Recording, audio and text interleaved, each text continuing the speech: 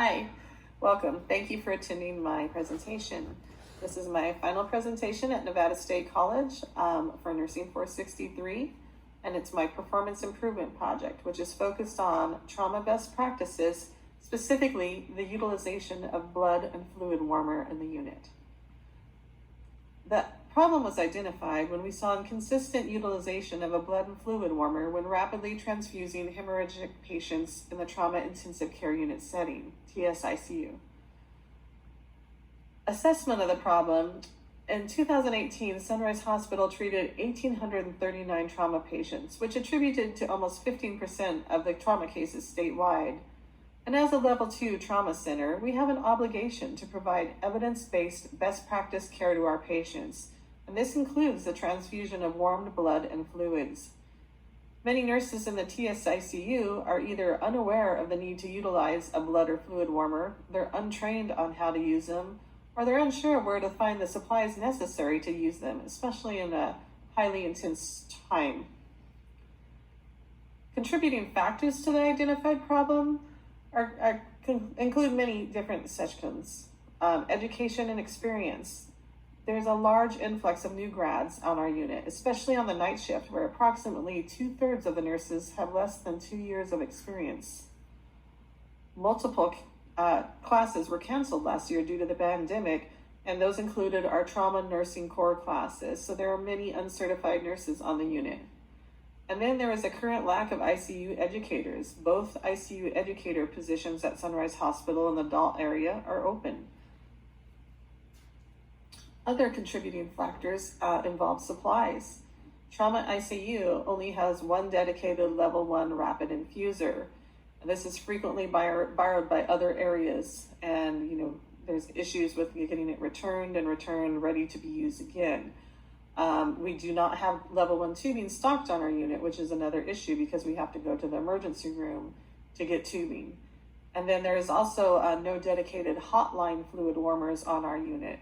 And so those have to be obtained from the surgical area or the operating rooms. And then the final contributing factor, which was kind of a surprise when I was reviewing data and looking at the problem, was that the policies and procedures do not give any directions on utilizing the level 1 rapid infuser or the hotline fluid warmer. Policies such as our adult massive transfusion protocol, our blood protocol on ordering, obtaining, and administration, our blood protocol on regulated use, maintenance of blood warming equipment, and our burn unit protocol on fluid resuscitation have nothing specified about providing warmed fluids and utilizing a rapid infuser or a hotline fluid warmer. The only policy that I could find that even mentioned warming was the standards of care and practice guidelines on the trauma section, and it was under the evidence-based practice intervention. It said passive and actively warming measures will be implemented as clinically indicated. And then it's in parentheses noted a bear hugger or a ranger. And the problem is the ranger is a previous model of rapid infuser that our hospital used, and we haven't had it in over a year at our facility. And here's an image of the level 1, which is the current level 1 rapid infuser we have, and then the ranger rapid infuser next to it. And there's 2 different sets of tubings shown next to them, and we are still having problems where the tubings for the ranger are on the unit and not the tubings for the level 1. When doing literature review, it was noted that the trauma nursing core course states that fluid warmer and rapid infuser devices should be used to administer warmed fluid and blood products rapidly, and that if you infuse cold fluids, it leads to hypothermia, which can lead to the increased lactic acid and coagulopathies for your patient. And we know that patients presenting with acidosis, hypothermia, and coagulopathy are associated with a significant increase in mortality. That's known as the trauma triad of death. It includes hypothermia, acidosis, and coagulopathy. So it starts with severe blood loss. And when that happens, you have a low body temperature and get hypothermia that decreases your coagulation. Then you have blood clotting problems. So now you're coagulopathic. That increases your lactic acid. Now you're acidotic, and then that decreases your heart performance, and it becomes a vicious cycle. When one section occurs, it exacerbates the others. And we as providers must be aware and aggressively disrupt that cycle to increase patient survivability. So what are our goals? Well, our primary goal is to update the policies and procedures at Sunrise Hospital to reflect the use of evidence-based best practice in regards to infusing warm blood and fluids via the level 1 rapid infuser and or the hotline fluid warmer. And then our secondary goal is to ensure that nurses are educated and have competency with the revised policies and procedures. So interventions for our primary goal are to obtain the policies and procedures from sister hospitals for comparison and propose consistency without having to reinvent the wheel. We're going to meet with our nursing director of trauma services as well as the trauma services educator and determine proposed revisions. Once those have been decided upon, then we will present them to our trauma medical director so that he can review them and also propose any changes.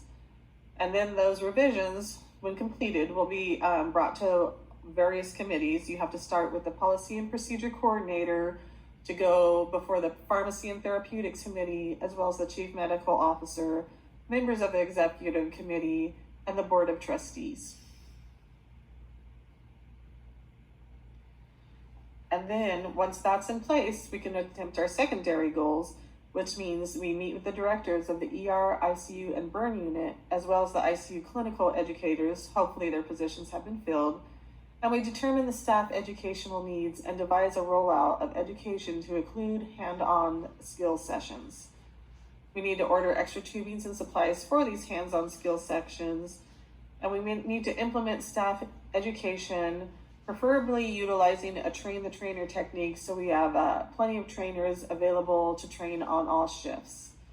And then we need to maintain training. We need to maintain that level of competency by having semi-annual hands-on skill demonstrations, sign off for all nurses in the ER, trauma ICU, and the burn unit.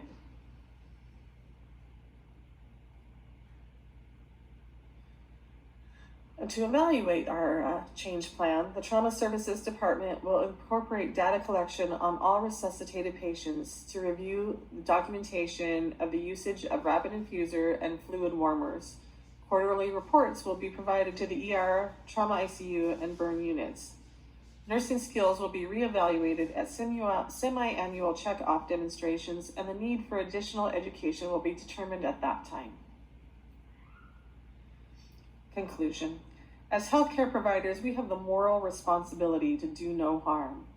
When evidence-based best practices have been established, it is our ethical responsibility to do what is best for our patients. We know infusing warm blood and fluids when rapidly transfusing patients is proven to have better outcomes and is therefore the appropriate standard of care. Clarifying this in the hospital policies, ensuring adequate equipment, and providing staff education is essential to maintaining the excellent level of care Sunrise Hospital is known for. Thank you for your time. Do you have any questions or comments? Again, thank you, and I hope you enjoyed the presentation.